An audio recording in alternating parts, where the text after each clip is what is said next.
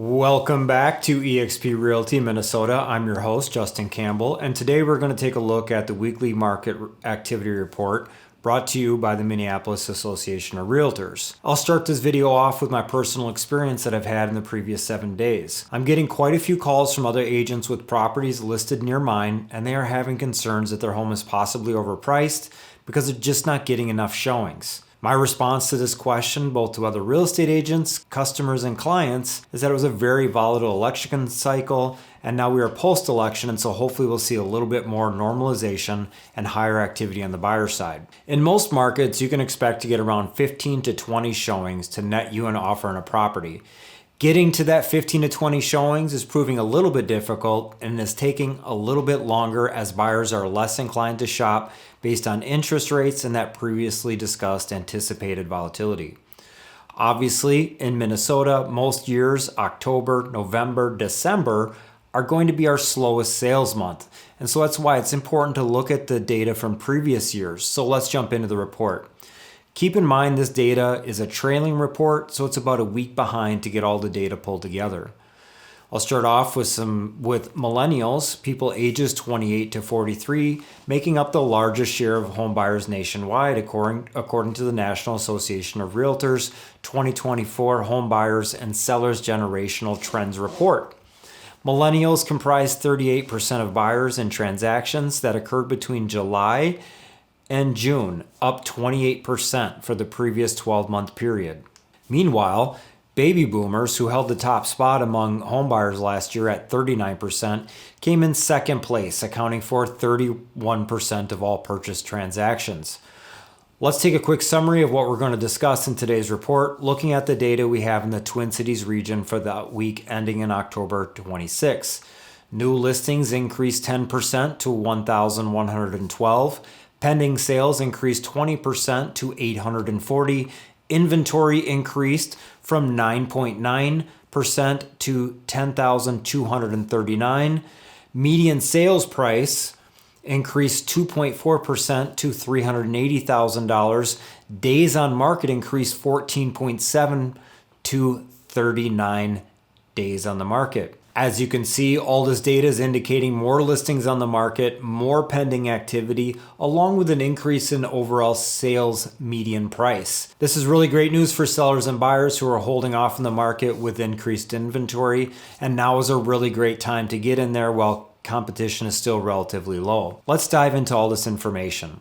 New listings. New listings is a count of properties that have been newly listed on the market in a given week. In the previous 7 days, we've had a total of 1,112 new listings, up from last year the same time with 1,009. That's a total increase of 10%. Now, there's been a lag in listing activity, and we're going on about 10 years of reduced overall active listings. And so this is a good thing that we want to see. We want to see more market exposure for properties. Pending sales.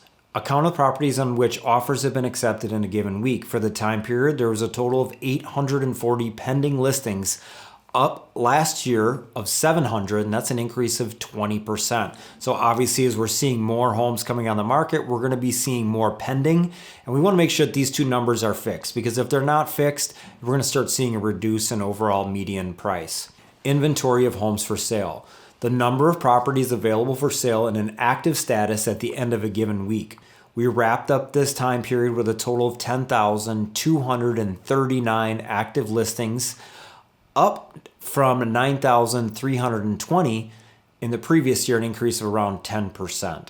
Days on market until sale. The average number of days between when a property is listed and when an offer is accepted in a given month. Current market time is approximately 39 days. Keep in mind, this is an average. Some properties are still selling really quickly, but that average is increasing over time. Last year in the same time period, the market time was 34 days. This is a net increase of 14.7%. Median sales price. The median price point for all closed sales, not accounting for seller concessions in a given month. The median price, $380,000, up from last year, October, of $371,000, a net increase of 2.4%. Percent of original list price. This formula tracks what percentage a house closed for versus what it was listed for.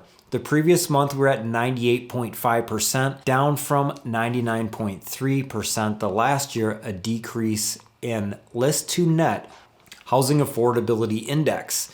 This index measures housing affordability for the region. For an example, an index of 120 means the median household income is 120% of what is necessary to qualify for the median priced home under prevailing interest rates. A higher number means greater affordability. Taking a look at the housing affordability index of 124, a year prior we were at 115. So this is a net increase of 7.8%.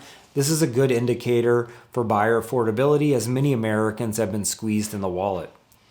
Month supply of homes for sale. The inventory of homes for sale at the end of a given month divided by the average monthly pending sales from the last 12 months. This year, we're seeing a little tick up in the monthly supply of homes for sale with 2.8 units supply of homes. Last year, at the same time, we were at 2.5, and this is an increase of 12% of homes for sale monthly. The next piece of information that is probably the most important to keep an eye on is the current mortgage rates. I grabbed a couple of different figures. I got one from Bankrate, and I also took a look at Freddie Mac. The current mortgage rate for Monday, November 11th, with the average national at about 6.95%. The data from Freddie Mac has not been updated yet. It is from last week, November 7th, and they're reporting 6.79%. Taking a look at the most recent pre-approvals that I've gotten for clients, consumers are seeing closer to like 6.5 to 6.6%. Keep in mind these rates can be purchased down using seller proceeds and other methods available. Talk with your lender to understand this more. Well, in my analysis, as expected, we are seeing an increase in overall listings, extension of market times. All around, I think that this is great news for the market as we're historically low on overall homes available for sale. And if we do start to see a decrease in the overall interest rate going into Q1 of 2025, it could be an incredible year for home sellers and a more balanced market for buyers compared to years prior. Thank you for taking time out of your busy day to watch this video. I hope you gained some value and insight from it. If you could take a minute and like and or subscribe to the channel, it would mean a lot to me. Have a great day, and we'll see you in the next video.